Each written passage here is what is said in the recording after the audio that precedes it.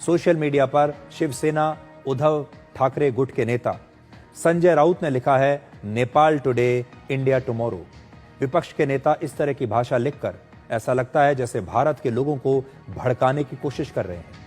विपक्षी नेताओं का यह रवैया किसी भी लोकतांत्रिक देश के लिए बहुत खतरनाक हो सकता है। आज विपक्षी नेताओं को इसमें एक अवसर दिख रहा होगा।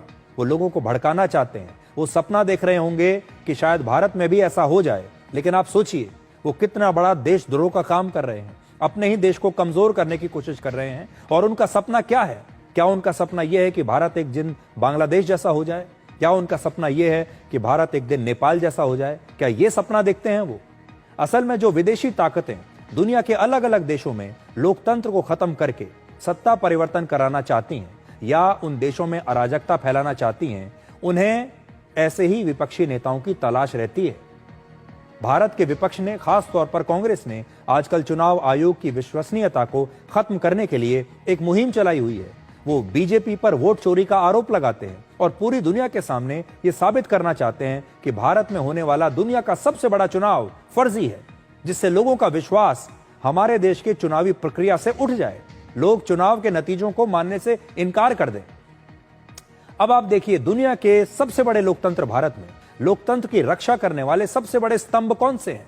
पहला है संसद। विपक्षी नेताओं की पूरी कोशिश होती है कि वो संसद को चलने ही ना दें और वो कोई ना कोई बहाना लगाकर, कोई ना कोई झूठा आरोप लगाकर संसद को रोकने की कोशिश करते हैं, तो संसद को निष्क्रिय कर देते हैं। दूसरा है सुप्रीम कोर्ट। सुप्रीम कोर्ट के जजों पर भी विपक्षी नेता अक्सर आरोप लगाते रहते हैं। जब उनके मन मुताबिक सुप्रीम कोर्ट का फैसला नहीं आता तो कहते हैं कि सुप्रीम कोर्ट बिक गई है, दबाव में काम करती है, तो उसे भी कमजोर कर दिया।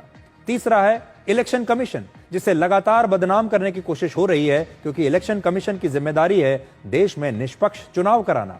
उसकी विश्वास को भी खत्म करने की कोशिश हो रही है।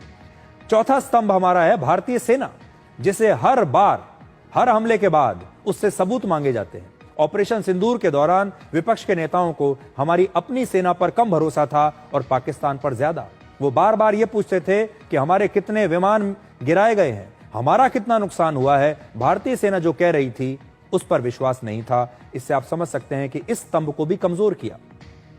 पांचवां, देश की मीडिया को भी लगातार बदनाम करने की कोशिश विपक्षी दल अक्सर करते रहते हैं और विपक्ष के जो नेता हैं वो देश के मीडिया पर हर तरह का आरोप लगाने की कोशिश करते हैं। जो भी मीडिया, जो भी पत्रकार, जो भी न्यूज एंकर अगर उनकी तारीफ ना करे, उनके लिए ताली ना बजाए, उनकी टीम में जाकर ना खेले, तो वो उसे बदनाम करने की कोशिश करते हैं और कहते हैं कि देखिए देश का मीडिया काम नहीं कर रहा।